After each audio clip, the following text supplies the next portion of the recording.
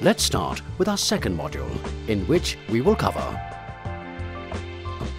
definition of access control, standard operating procedures to control access of people, standard operating procedures to control access of vehicles. Professor, could you please tell us about access control? Well, yes. Access control is the security procedure applied to ensure that only authorized persons, vehicles and items carried by such persons or transported in such vehicles are allowed access into the premises, area or zone being controlled. But Professor, aren't there two types of access control systems, physical and automatic? Yes, very true indeed. In physical access control, it is controlled by security guards using access control equipment such as a turnstile for people and a drop-arm barrier for vehicles. Whereas, in an automatic access control, it is controlled by using electronic equipment such as a smart card. Professor, what are the responsibilities of airport personnel with respect to access control? There are a number of responsibilities. Let's take a look at them, one after the other. Check Airport Entry Permit or AEP carefully. Check for legal right of entry. Check vehicle documentation.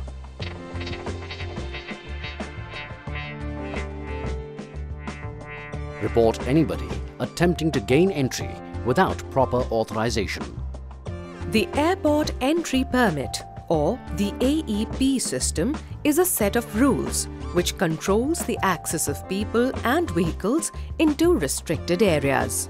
Let us now talk about the standard operating procedures to control access of passengers and staff. Passengers are allowed access to designated security restricted areas for their use in the boarding procedure, provided they are in possession of and produce for inspection 1.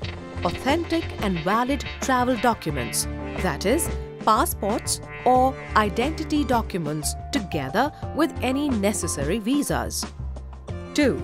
Authentic boarding card bearing the name of the registered passenger. The boarding card is issued by an air carrier.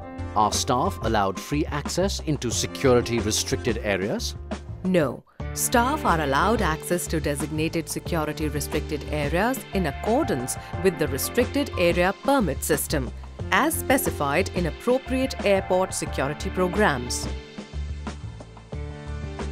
Yes, the Restricted Area Permit should mandatorily contain a photograph of the holder, expiry date or validity, security restricted areas for which the permit is valid, name of the holder.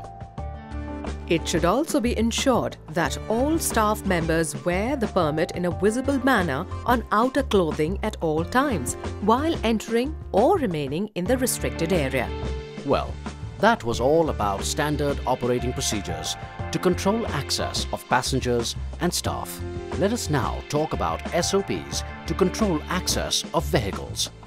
Professor, what are the minimum requirements which need to be fulfilled for access of vehicles into restricted areas of an airport? Organizations designated under the National Civil Aviation Security Program as authorizing agencies for the issue of restricted area permits should include measures for the production, administration, issue and control of permits for the authorized access of vehicles to restricted areas. The number of vehicle permits should be kept to a minimum so as to restrict the number of vehicles airside in aircraft maneuvering areas. Each vehicle permit should be permanently displayed in a prominent and visible position on the vehicle and should at least contain the following: registration number of the vehicle, owner or operator logo of the vehicle, validity period, security restricted areas for which the permit is valid, access gates which the vehicle is allowed to use. Each authorizing agency should ensure that drivers of vehicles issued with restricted area vehicle permits are qualified to drive the appropriate class of vehicle and have been given instructions in all safety requirements for the operation of a vehicle airside. That brings us to the end of Module 2. So, in this module, we have seen 1. Definition of access control. 2. Standard operating procedures to control access of people. 3. Standard operating procedures to control access of vehicles. Thank you.